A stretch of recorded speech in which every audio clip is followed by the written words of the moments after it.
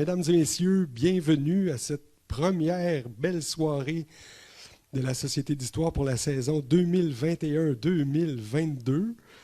Mon nom est Martin Baron, je suis vice-président de la Société d'Histoire. C'est avec vraiment beaucoup de plaisir qu'on vous reçoit ici même à la bibliothèque municipale de Rouyn-Noranda. Cette conférence de Julien Rivard portant sur les luttes environnementales à Rouyn-Noranda devait être tenue avant, plutôt au mois de mars 2020. Vous savez ce qui s'est passé. Et donc, vraiment, on est heureux de commencer cette saison avec cette conférence sur les luttes environnementales. Entre mars 2020 et maintenant, vous savez qu'il y a eu des débats autour d'autres luttes environnementales. Et donc, il nous apparaissait que c'était encore d'actualité de vous présenter cette conférence. Alors, mesdames et messieurs, avec encore une fois beaucoup de joie, d'allégresse, tous les membres de la Société d'Histoire sont heureux de vous accueillir. Peut-être vous dire qu'on fait un test sur Facebook. On fait un Facebook Live en même temps. Et donc, on va essayer de voir là, si il y a des gens qui nous écoutent. Je vais prendre des questions sur le Facebook, puis après coup, on pourra les transférer à Julien.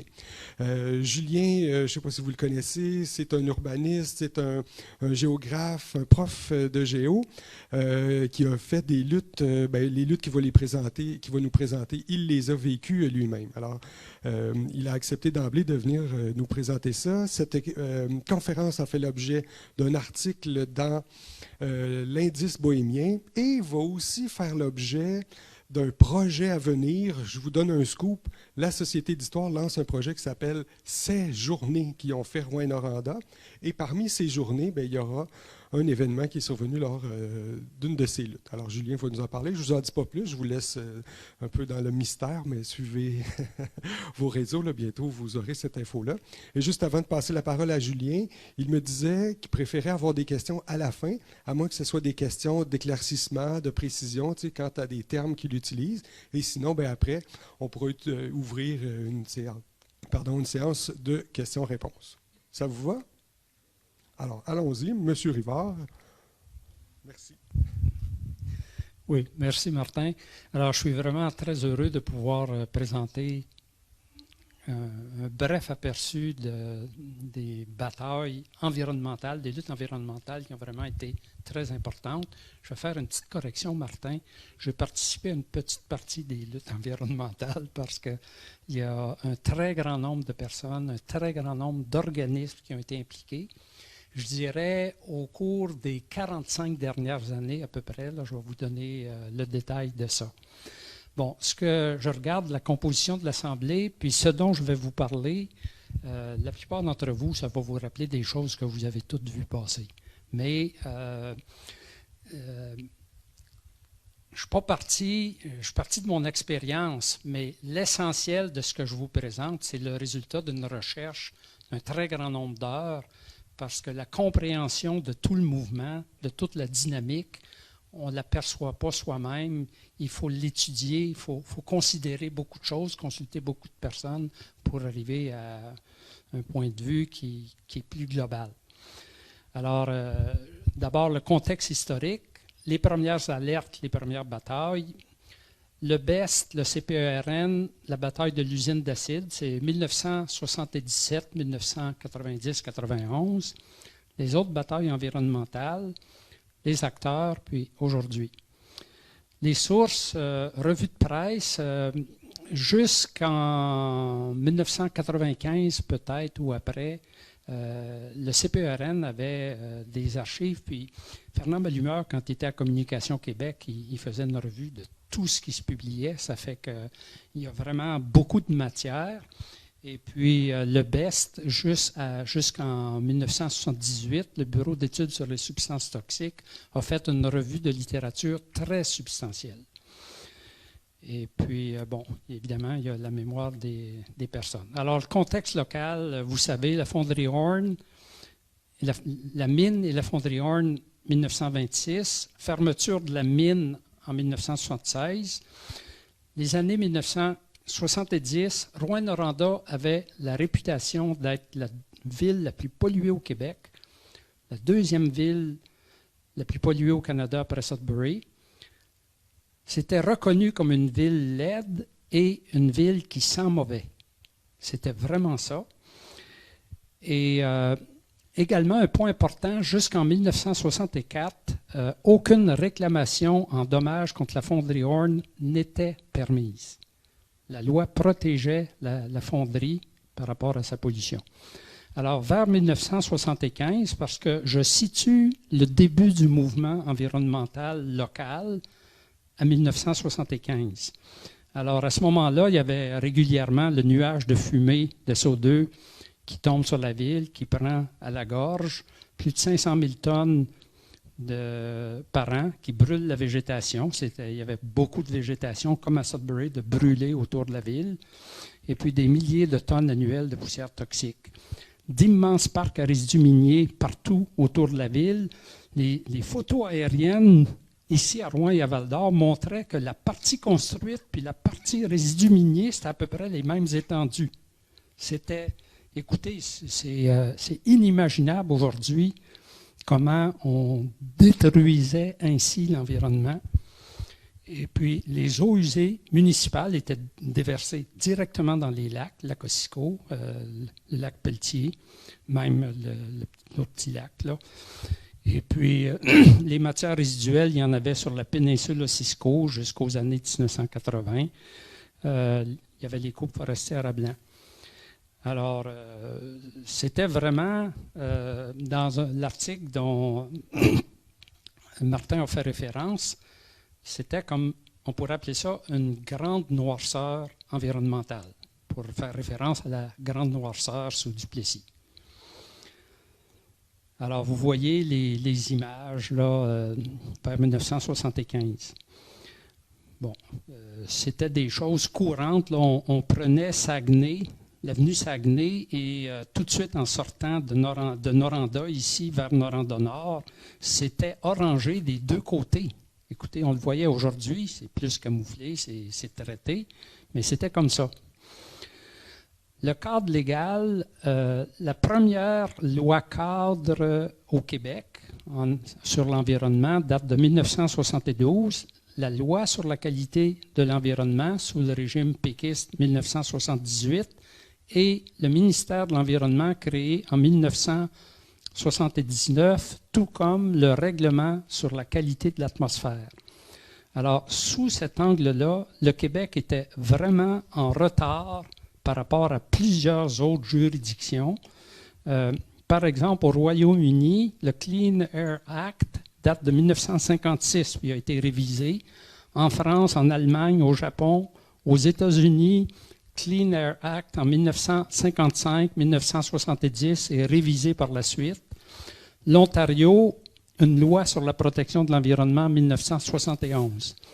Fait que le Québec, sous Duplessis, était en retard, mais ça a pris du temps avant qu'on s'ajuste un peu à ce que faisaient d'autres juridictions. Alors, les années 60, le contexte, les années 60, c'est les années de la Révolution tranquille. C'est un élan de développement que le Québec n'avait jamais connu avant. La contestation de l'ordre établi, la création du ministère de l'Éducation, beaucoup plus de femmes et plus d'hommes instruits, c'est nouveau. Le rôle nettement accru de l'État. Tout ça, ça a créé des conditions pour que des gens plus instruits, au début, c'était les gens instruits, contestent l'ordre environnemental établi. Et 1971, au Québec, création de la Société pour vaincre la pollution. 1976, Michel Jourdan, qui a sa publication « Les insolences d'un écologiste ». Et je mentionne un très grand écologiste, Pierre Dansereau, qui a été un des fondateurs à l'échelle mondiale de l'écologie transdisciplinaire. Il était réputé à la grandeur du monde. Il a travaillé beaucoup aux États-Unis et dans d'autres pays. On aurait pu parler aussi du frère Marie-Victorin, qui était un grand scientifique. L'ouvrage fondateur de l'écologie moderne, selon Radio-Canada, c'est de Rachel Carson, Silent Spring, paru en 1962, traduit en français en 1968, et c'est à ce moment-là que moi je l'ai lu, et ça m'a profondément marqué. Voyez-vous, en tout cas, c'est le plus important, plusieurs le considèrent comme le plus important ouvrage écologiste du 20e siècle. Et elle dénonce toutes les attaques qui sont faites contre les écosystèmes, notamment par le DDT, mais énormément d'autres polluants. Et j'ai consulté sur Internet différentes classifications et on le classe parmi les plus importants ouvrages non littéraires, qui ne sont pas de littérature du 20e siècle. C'est vraiment un ouvrage marquant. Je ne sais pas s'il y en a d'autres que moi qui ont lu ça, là, mais moi, ça m'a marqué. Puis je suis certain que ça a marqué une génération de gens qui ont lu ça. Alors, les premières batailles, les premières alertes, écoutez, ça commence loin. Le club nautique Kanasuta demande au ministère de la Chasse et de la Pêche en 1948 d'intervenir à cause des poissons morts et empoisonnés dans le lac Arnoux, dont les bords sont d'une couleur brune. Et il revient, il fait une nouvelle demande au Department of Health and Welfare à Ottawa en 1959 pour financer la décontamination.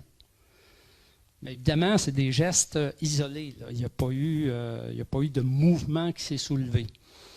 En 1966, il y a un ingénieur qui, après qu'il a visité la mine Vos dans le bassin versant du lac Dufault, un ingénieur du MRN, il dit qu'il faut absolument que dans un avenir très prochain, que les compagnies minières, à l'exemple des municipalités, soient tenues de traiter les eaux usées avant de les rejeter dans les rivières.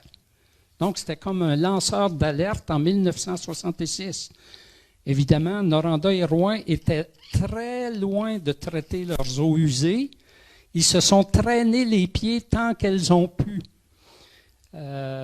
Mais déjà en 1966, c'était passé dans les pratiques que les municipalités traitent leurs eaux usées. Puis là, lui, il recommande, on devrait faire ça avec les eaux qui s'écoulent des résidus miniers. Bon, 1972, des étudiants montent un diaporama sur les dégâts causés par les résidus miniers dans la région de Rouyn-Noranda. Là, malheureusement, le titre s'affiche mal. Là, il devait s'afficher sur une ligne. 1975, moi je situe, c'est là qu'il y a un changement majeur. Un nombre croissant de citoyens n'acceptent plus les rejets massifs dans l'environnement sans aucune précaution. Comme Rachel Carson en 1962, des lanceurs d'alerte choisissent d'en parler et de revendiquer des changements. Et les médias diffusent largement leur point de vue. Les médias ont joué un rôle extrêmement important à diffuser le point de vue des environnementalistes. Et à partir de 1975, c'est vraiment une rupture, c'est vraiment cette année-là, l'environnement devient au cœur de l'actualité. Alors qu'on n'en parlait pas autrement, du jour au lendemain, on se met à en parler et à en parler abondamment dans les journaux, à la radio, à la télévision et de toutes sortes d'autres manières. Et puis, très rapidement, la majorité de la population adhère aux revendications des gens qui définissent des revendications. Il n'est plus normal, comme c'était dans le passé, de respirer régulièrement du SO2. Il n'est plus normal que la végétation soit brûlée par les retombées de fumée, de rejeter les résidus miniers sans traitement et de rejeter les eaux usées dans les lacs. 1975, pourquoi? C'est la fondation du mouvement anti-pollution par les résidus miniers. Le titre de la frontière, la plus invraisemblable histoire de pollution camouflée au Québec. La Noranda, symbole de notre économie ou cause de notre perte. C'était un langage complètement nouveau, là. Et puis, par la suite, il y a fondation du groupe Gobert sur la qualité de l'air, les titres de la frontière, les cheminées ont un nouvel adversaire de taille, Gobert. L'air que nous respirons est dangereux. Et l'année suivante, 1976, les deux groupes se fusionnent pour former le mouvement anti-pollution. Alors, et ce groupe-là, en 1967, lance une pétition où la pétition porte sur les gaz sulfureux, sur les résidus miniers et sur l'eau que nous buvons. Il y avait des craintes d'exprimer l'eau venant du lac Dufault. Le lac Dufault recevant les effluents de résidus miniers, il y avait des craintes pour la qualité de l'eau potable. Autre élément, 1975, le Service de protection de l'environnement du Québec établit qu'il y a 680 tonnes par mois de diverses matières, dont 110 de plomb, 110 de zinc, etc., qui sont déversées à partir de la fonderie Horn. Également, cette année-là, l'organisme Multimédia diffuse à la radio régionale une émission choc sur la pollution de la mine et de la fonderie Horn. Toujours dans les premières batailles, en 1976, appui du Conseil régional de la santé et services sociaux au mouvement anti-pollution. Un organisme gouvernemental appuie un organisme environnemental. René Lévesque, avant son élection de 1976, dit « On va civiliser la Noranda ». Et 1976, Marcel Léger est nommé ministre délégué à l'environnement, une première au Québec. Il n'y avait pas encore de ministère de l'environnement. Le ministère des Terres et Forêts enquête sur les effets du SO2 sur les forêts. La fonderie de Texas Gulf à Timmins récupère son SO2. La nouvelle fonderie récupère son SO2 et traite ses eaux usées. 1976, donc, longtemps avant la fonderie Horn.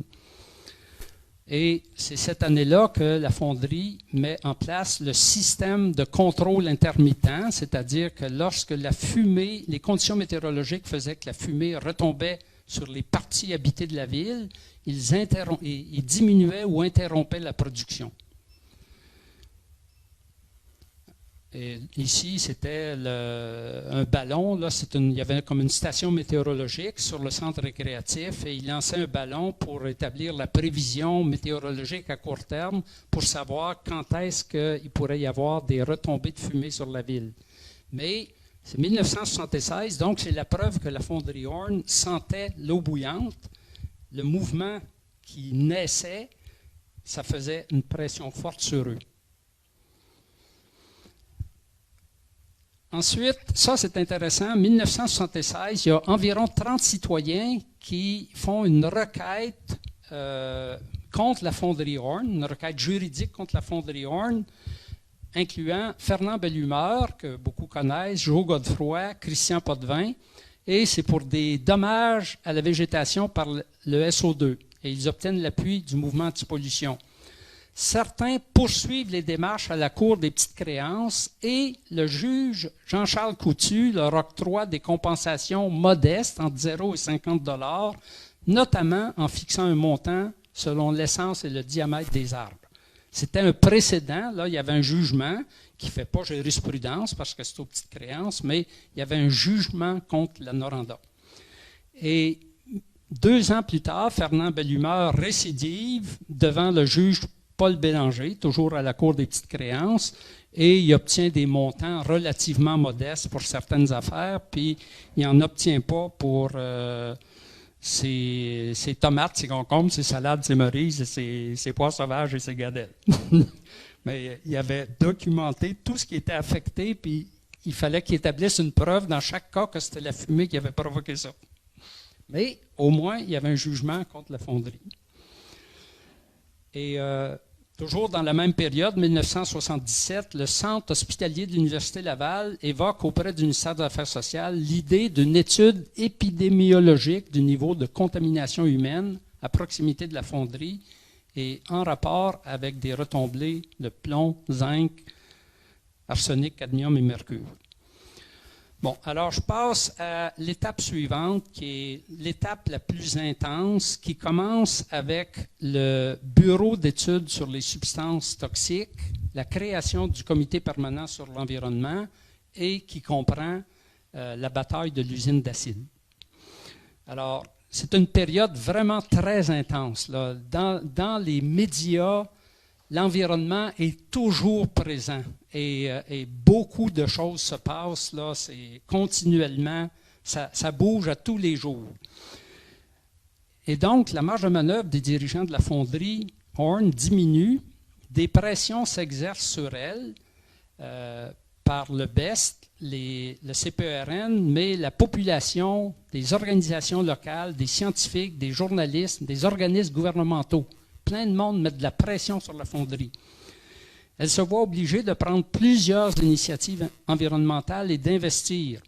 Elle s'oppose souvent aux environnementalistes et tente de les discréditer. Ça, ils ont fait ça très, très souvent, tenter de discréditer les individus, puis de nier, de discréditer les études scientifiques.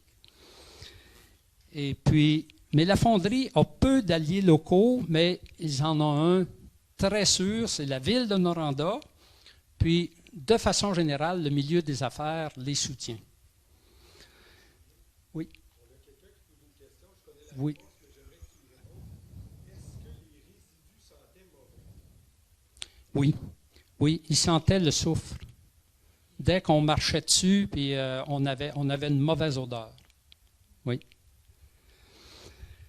Bon, alors, dans cette ébullition-là, en 1977, suite aux pressions du mouvement anti-pollution, le ministre Marcel Léger mandate le Bureau d'études sur les substances toxiques, donc le BEST, pour qu'il réalise une étude environnementale, une étude globale de contamination du milieu, air, eau, sol. C'était vraiment des catégories, puis les rapports étaient selon ça, et de proposer une stratégie d'intervention. C'est de loin la plus grande intervention du BEST dans le cours de son existence, là, que je ne sais pas quand il a commencé, quand il a fini.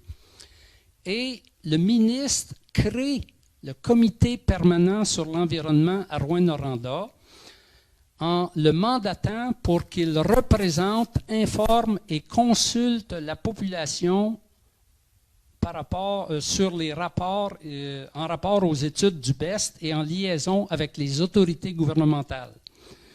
Et des échanges constants avec la population sont prévus au cours des études du BEST. Alors, en mars 1978, la composition du BEST, c'était, je ne sais pas si je ne me rappelle plus comment ça avait été déterminé, c'était le maire de Noranda, le maire de Rouyn, la Société nationale des Québécois, le CRDAT, le Mouvement anti-pollution, la Chambre de commerce, l'Association Chasse et Pêche, 2 représentants de la population et un secrétaire. Je vous passe les noms, là, mais c'est des gens que vous connaissez. Alors, 1977-78, le BEST réalise plusieurs études selon les priorités définies par le CPERN. Il produit un rapport de 40 documents et en 1979, le CPERN le distribue aux organismes régionaux. Alors, c'est une partie là, des rapports du BEST. 1978, la revue Québec Science publie un article de 6 pages, un demi-siècle de pollution à Rouyn-Noranda. Et dans les choses qui sont passées cette année-là, Noranda publiera quotidiennement l'indice de qualité de l'air, une première, et puis la compagnie décide qu'elle va investir 15 millions en 3 ans pour améliorer ses procédés. L'année suivante, 1979, une étude sur la santé de la population se met en branle. C'est une première étude épidémiologique sur la contamination des enfants du quartier Notre-Dame par le plomb, par le département de santé communautaire, le CRES, le Conseil régional de la santé et services sociaux, et le Centre de toxicologie du Québec. 62% des enfants du quartier ont 4 fois plus de plomb dans le sang que ce qui est aujourd'hui considéré comme sécuritaire. C'est également en 1979 qu'est créé le ministère de l'Environnement et le premier bureau régional est établi à Rouyn-Noranda. Donc, c'est donc reconnaître à quel point la pollution à Rouyn-Noranda était marquante. Bon. Pour la fonderie Horn, confrontation ou collaboration? En mai 1979, Guy Pelletier de la fonderie met en doute la méthodologie employée par les édutes du BEST. Ça s'est répété à de multiples reprises. En juin, la fonderie adopte une attitude plus positive sur les rapports. Normand Ouimet, qui était aux relations industrielles, affirme « Pour éviter une panique inutile, il faut d'abord mener des études plus poussées ». En octobre, Peter Fowler, qui était le directeur de la fonderie, se déclare satisfait des études sur la santé de la population. Et en 1980, la fonderie commande une étude au groupe Conseil Roche et qui affirme que les études présentent des conclusions hâtives et douteuses et que ça n'a pas fait l'objet de vérifications suffisantes. Bon, 1980, le CPERN distribue des brochures, tient des réunions publiques d'information et lance un appel de mémoire.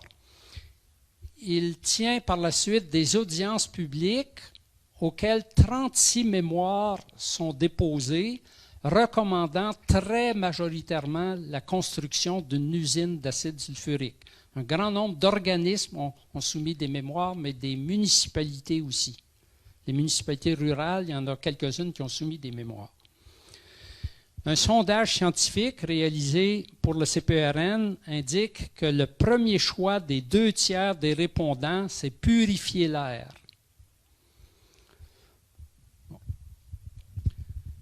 Ensuite, 1981-90, j'établis que c'est la bataille de l'usine d'acide. De nombreuses tractations relatives à cette idée-là et ce qui est devenu un projet et qui aboutit le 20 décembre, ou 21 peut-être, 1989, au démarrage de l'usine.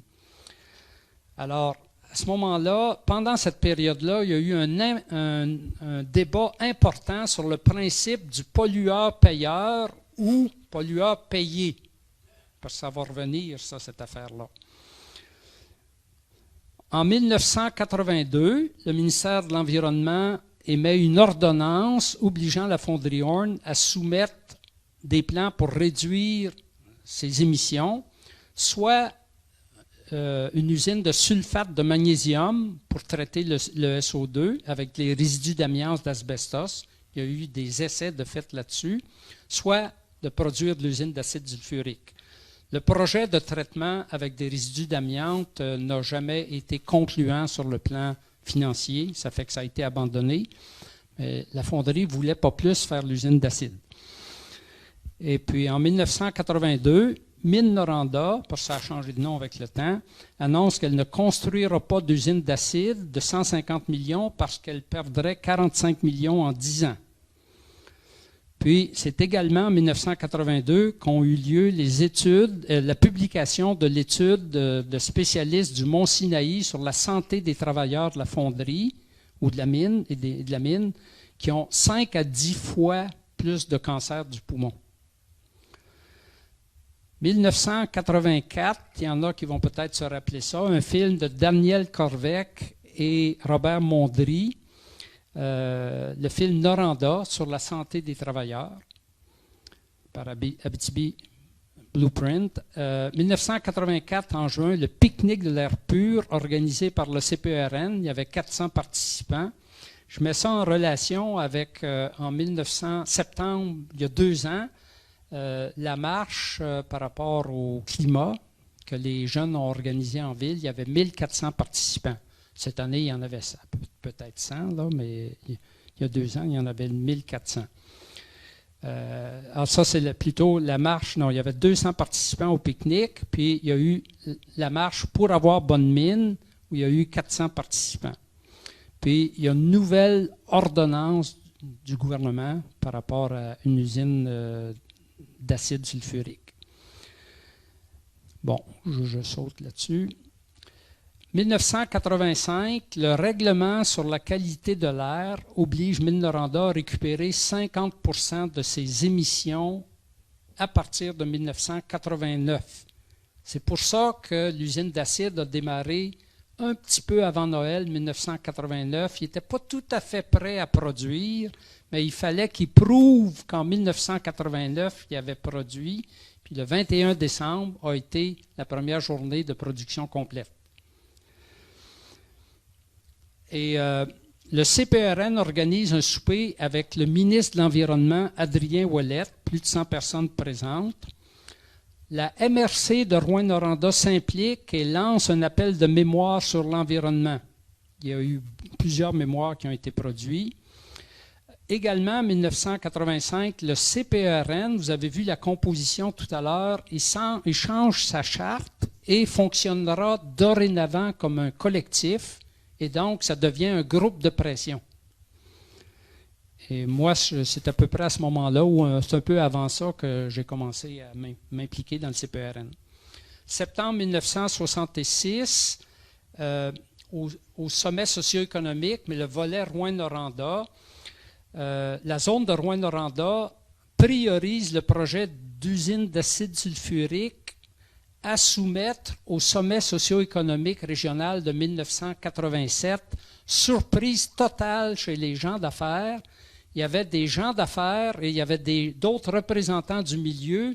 Et tout d'un coup, on découvre qu'il y avait une majorité assez nette par un vote secret qui avait voté pour prioriser comme projet de développement économique, c'est un sommet socio-économique, le premier projet de développement économique, c'était une usine d'acide sulfurique, c'est un projet environnemental. Les gens d'affaires étaient vraiment surpris parce que jusque-là, ils soutenaient la fonderie Horn et ils ne s'associaient pas au mouvement environnemental. Ça a été vraiment, le sommet de 1987, ça a été un tournant local et régional très important. Et donc, au sommet, par la suite, avril 1987, le projet, c'était récupérer 80% des émanations de SO2 de la fonderie. Ça devient la première priorité de l'Abitibi-Témiscamingue en développement économique sur 64 projets soumis. C'est dur d'avoir un plus grand consensus que ça sur une question environnementale, mais c'est aussi une question économique majeure, comme je vais le montrer tout à l'heure, c'est que sans usine d'acide, la fonderie Horn aurait été obligée de fermer dans les années qui suivent. Ça n'aurait vraiment pas duré longtemps. Bon, alors, juin 1987, le CPRN il distribue des autocollants. Si la boucane te tanne, c'est... en tout cas, on faisait des plaintes à la fonderie Horn quand on toussait, quand on sentait la fumée. Une nouveauté, la fonderie Horn invite le CPRN à une rencontre. Je me rappelle de cette rencontre-là, c'était à la Guest House. On était vraiment très gênés d'être avec les représentants, les patrons de la fonderie Horn, là. Mais ça a établi un contact. Et puis, il y a eu, le 14 août 1987, il y a eu une importante retombée d'SO2 sur le quartier de la Montée du Sourire qui a brûlé les feuilles des feuillus, qui a fait perdre les feuilles des feuillus, qui a brûlé des jardins.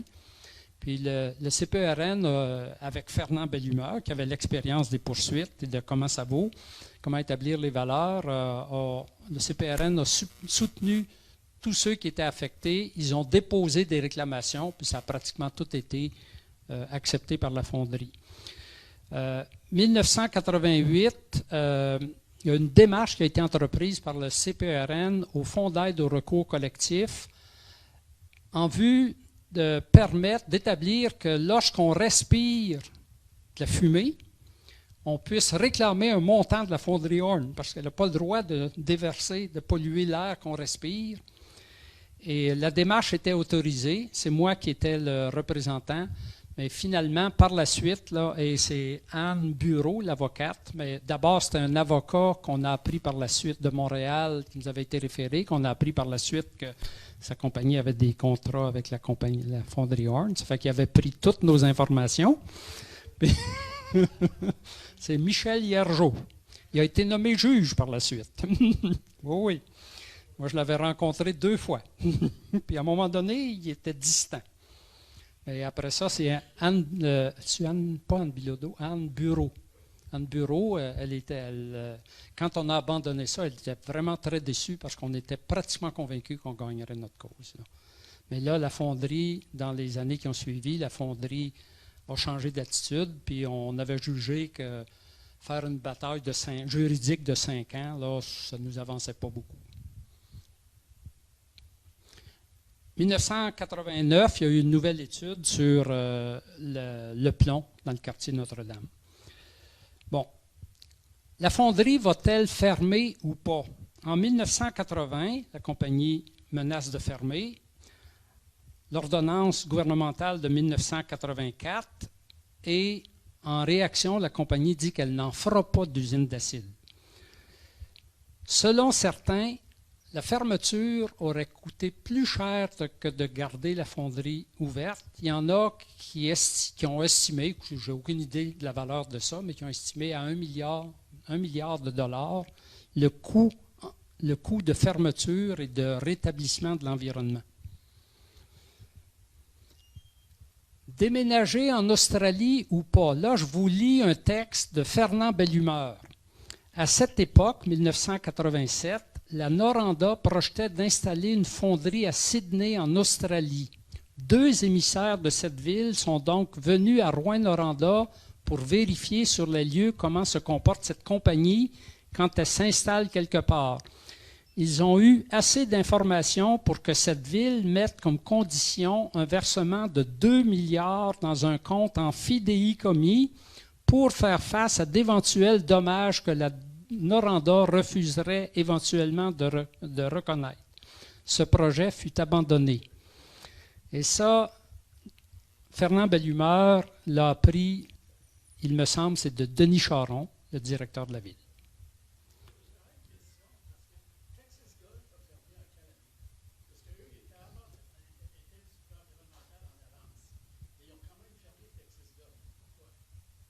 Bon, la question, là, s'il y en a qui n'ont pas entendu, pourquoi la Texas Gulf Attemmans a fermé? Écoutez, je n'ai pas la réponse exacte, mais il me paraît probable. Texas Gulf, je pense que c'était une fonderie très spécialisée dans un type de concentré, puis probablement que ce type de concentré-là n'était plus disponible.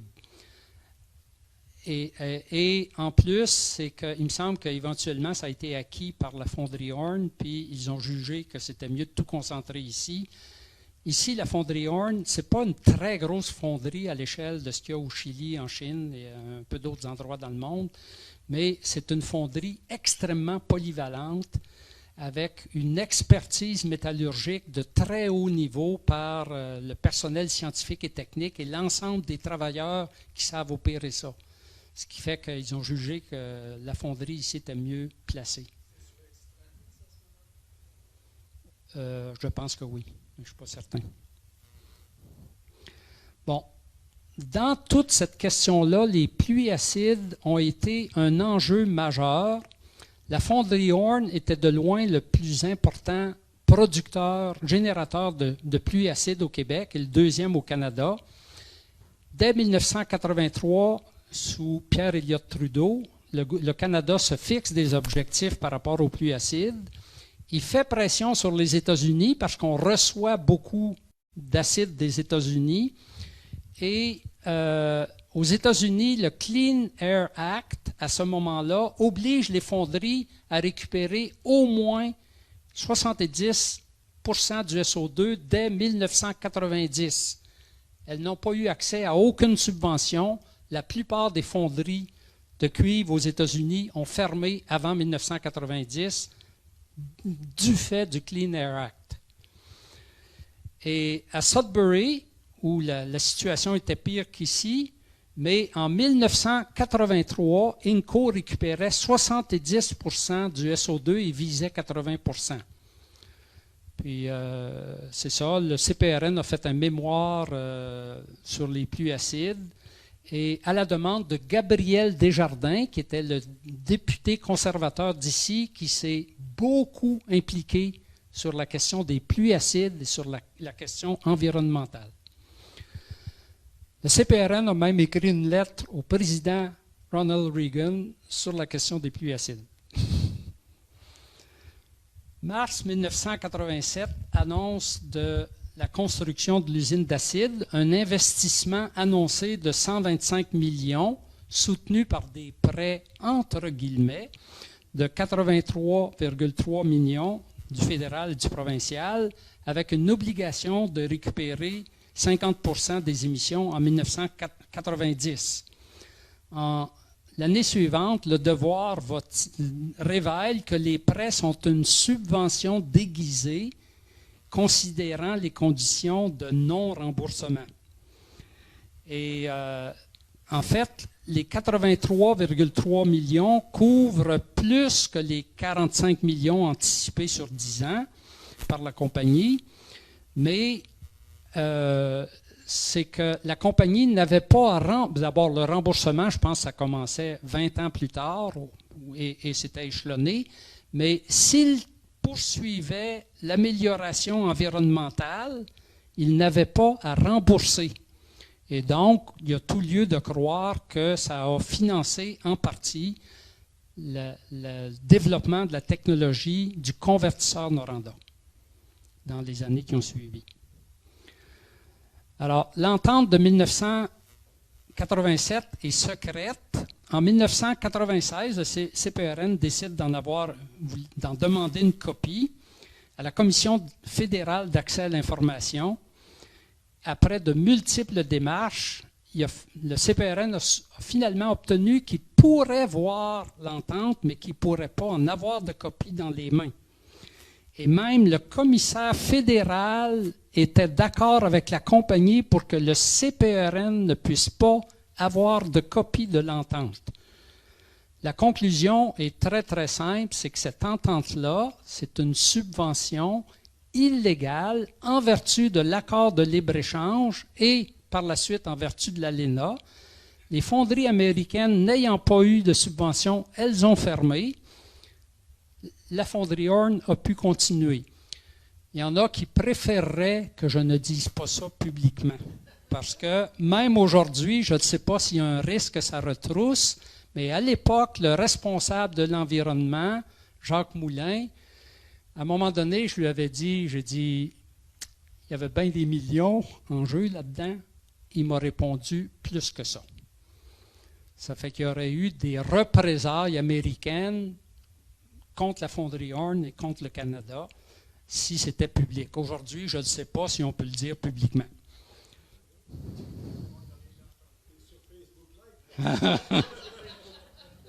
Bon. Je vous l'ai mentionné tantôt, pas d'usine d'acide, ça égale fermeture de la fonderie, c'est une certitude. Sans usine d'acide, elle était condamnée à fermer. Il n'y avait plus de tolérance à une telle pollution éhontée, ni de la population, ni des gouvernements, ni d'une bonne partie du reste de la planète. Déjà, ailleurs dans le monde, en Europe, aux États-Unis, ailleurs au Canada, on était plus avancé que les 50% de récupération annoncés en 1990. On avait un retard important et ce n'était plus accepté au Japon non plus. On ne pouvait plus jeter de la fumée comme ça dans l'air puis polluer comme ça. Alors, on pense que les gouvernements du Québec et du Canada ont jugé que ça valait la peine de garder la fonderie à aller puis de payer une partie de sa modernisation. La bataille locale pour cette usine-là a été très intense, mais elle n'aurait pas réussi sans les batailles ailleurs au Québec, au Canada, aux États-Unis et dans le monde. C'est une bataille globale qui a fait qu'ici, on a gagné ce point-là. En hiver 90, après l'entrée en production de l'usine d'acide, la récupération de 50% ne suffit pas. Et là, il y a eu différentes tractations. Moi-même, j'avais fait à l'automne 89, j'étudiais en urbanisme à la School of Urban Planning à McGill. Et j'avais pu, sur un cours assez important, j'avais pu faire 2 recherches importantes sur les questions des usines d'acide sulfurique, des usines, des fonderies de cuivre dans le monde, et des technologies et des législations.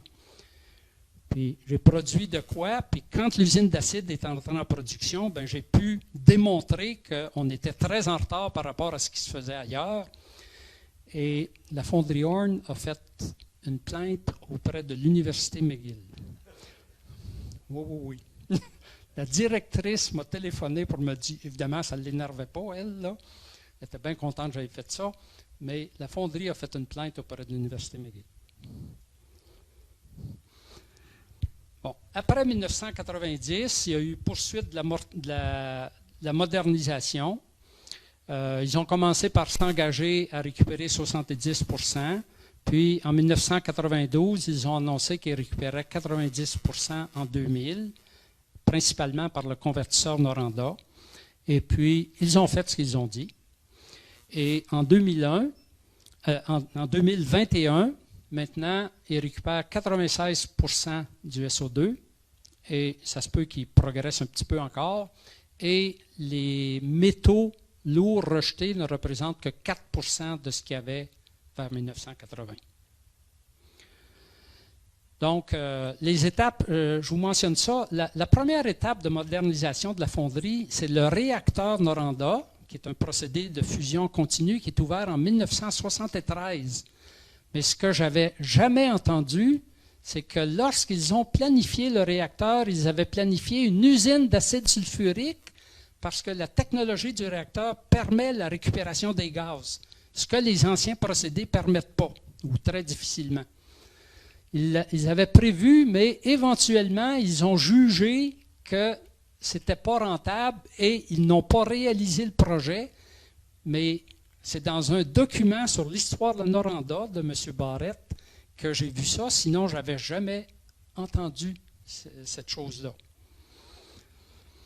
Bon, alors, donc il y a eu le réacteur Noranda, ensuite il y a eu l'usine d'acide sulfurique, ensuite il y a eu le convertisseur Noranda, et actuellement, ce qui est en cours, c'est le projet Phoenix, qui est destiné à remplacer les vieux convertisseurs et fours à anode pour réduire davantage les émissions, sans établir publiquement quel est l'objectif de récupération des émissions.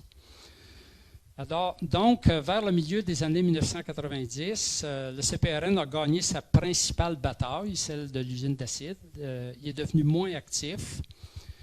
Il a même félicité des fois la fonderie Horn pour ses initiatives. Mais il a fini par se dissoudre en 2003. Et de 2003 aller jusqu'à 2019, il n'y a pas eu de groupe de pression environnementale à Rouen. Il y a eu comment il s'appelle, le GECO, groupe éco-citoyen, mais c'est un groupe de sensibilisation, ce n'est pas un groupe de pression. Et je pense que la fonderie en a profité par rapport à maintenir et augmenter ses émissions d'arsenic, acheter des concentrés d'arsenic qui contiennent beaucoup d'arsenic, qui valent beaucoup moins cher sur le marché mondial, parce que les législations un peu partout dans le monde interdisent de déverser autant d'arsenic qu'on peut le faire au Québec. Et donc, dans son plan d'affaires, son modèle d'affaires, l'achat de concentrés complexes, entre guillemets, c'est devenu au cœur de son plan d'affaires et il n'y avait personne pour les chauffer les fesses, pour la peine, comme le CPRN l'avait fait. Moi, c'est mon interprétation. Edith Van de Waal, qui a été directrice du ministère de l'Environnement, il y avait eu une entente en 2009, je pense, là, sur l'arsenic. Elle m'a dit, pas d'entente, il n'y aurait pas eu de fonderie. Elle a peut-être raison, je ne le sais pas, mais c'est reconnaître que ça faisait partie du plan d'affaires que d'acheter des concentrés dans le monde qui ne coûtent pas cher parce qu'ils contiennent beaucoup d'arsenic et d'autres contaminants qui sont durs à éliminer dans les procédés. Bon, dans les choses qui sont passées, je vais aller vite. Il me reste combien de temps? 10 minutes. Bon. Alors, il y a eu la décontamination de plus de 500 terrains dans le Vieux-Noranda. Ça a été présenté comme exemplaire à la grandeur du monde. Le docteur Réal Lacombe s'est beaucoup impliqué pour convaincre la compagnie. Et Rouyn-Noranda, ville et village en santé, sont beaucoup impliqués pour que ça se fasse. Il y a eu une formation d'un comité de citoyens. Bon, Rouyn-Noranda n'est plus une ville laide et polluée. Je fais le lien avec le parc botanique à fleur d'eau, par ville et village en santé, et Julienne Clich, ben, ça fait partie du changement qu'on voulait faire à la ville. Bon, quelques mots sur les autres batailles. Les parcs à résidus miniers, écoutez, c'était une catastrophe, là, comme j'ai mentionné. Il y a eu vraiment, dans les années 1970 et 1980, il y a eu vraiment beaucoup de choses. Un premier colloque régional en 1985. Beaucoup de compagnies qui ont commencé à penser à traiter ça sur le plan environnemental. Et éventuellement, l'UQAT, ici, à partir de la fin des années 80, avec l'URTFAT notamment, a développé une expertise qui est maintenant de calibre mondial, dans les meilleurs dans le monde, sur le drainage minier acide, et donc qui touche les parcs à résidus miniers. Bon, écoutez, c'était comme ça, là.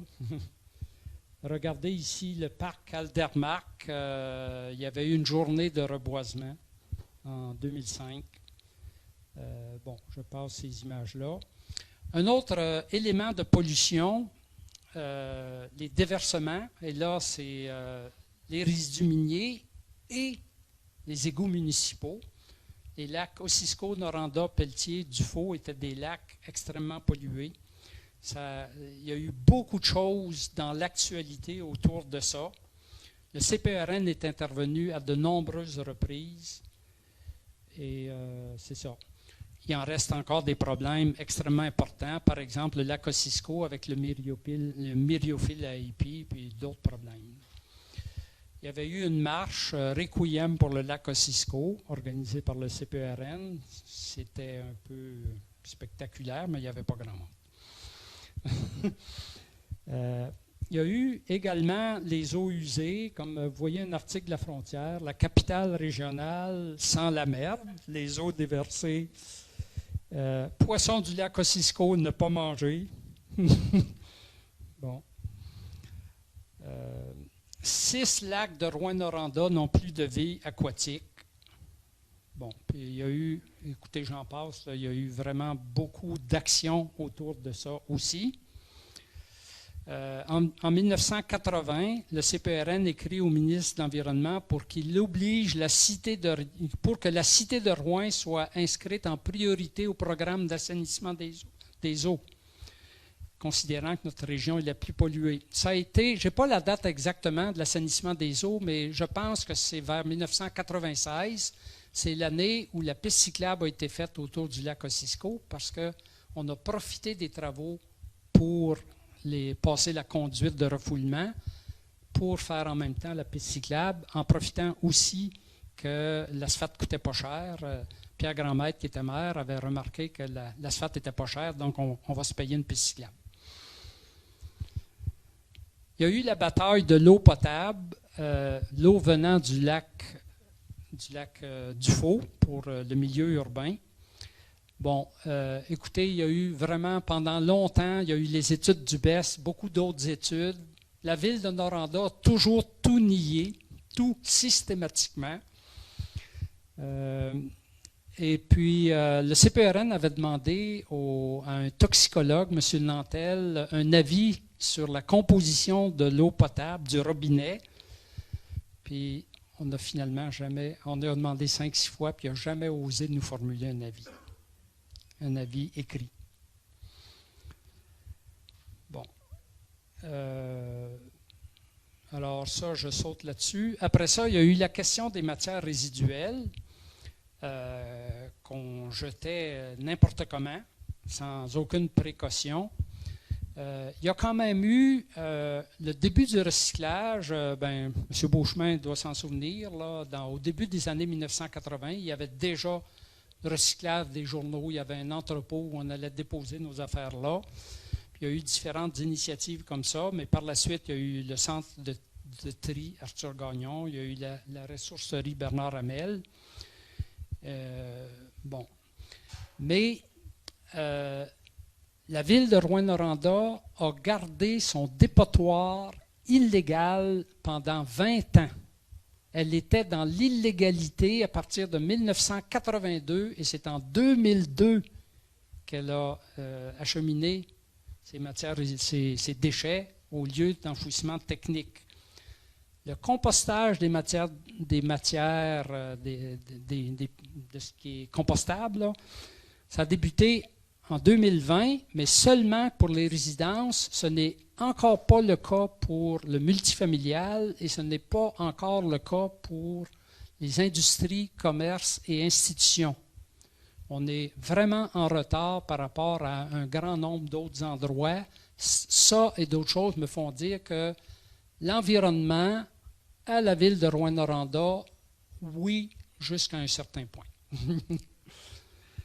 Bon, il y a eu plein d'autres batailles, les coupes à blanc, dont le film L'Erreur boréale, l'entreposage des BPC à Sainte-Terre, CPRN est intervenu beaucoup là-dessus, l'exposition au beryllium dans les années, au début des années 2000, les trous de mines abandonnés, l'épandage de phytocides par Hydro-Québec, la fluoration de l'eau, et il y en aurait d'autres, là, je pourrais en sortir d'autres. Les acteurs, je vous résume la conclusion de Fernand Bellemare, parce que je trouve qu'elle est bonne. Il dit, ce sont les gouvernements qui ont réglé les problèmes de pollution, ce sont les lois environnementales et les règlements qui limitent le droit de polluer. Les gouvernements réagissent aux pressions de la population, les groupes de pression et les médias ont un rôle majeur pour les influencer. Les gouvernements s'appuient sur les fonctionnaires pour documenter la situation et rechercher les mesures qui leur paraissent optimales. Ça résume un peu. Alors, le CPRN a longtemps été un acteur de premier plan. Je vais sauter parce que je vais manquer de temps, là. En février 1991, le journal Les Affaires nomme le CPRN personnalité du mois de février. Et la Fonderie Horn a félicité le CPRN. L'émission Feu vert de Radio-Canada, l'émission radio, a fait la même chose. Mais c'est aussi le début du déclin du CPRN parce qu'il avait perdu son principal cheval de bataille, la fumée de la fonderie. Bon, les acteurs, les médias, écoutez, ils ont joué un rôle extrêmement important et selon tout ce que j'ai vu, les journalistes ont fait preuve d'un très grand professionnalisme en véhiculant les différents points de vue. Puis en faisant en sorte que ce soit constamment dans l'actualité pendant une longue période.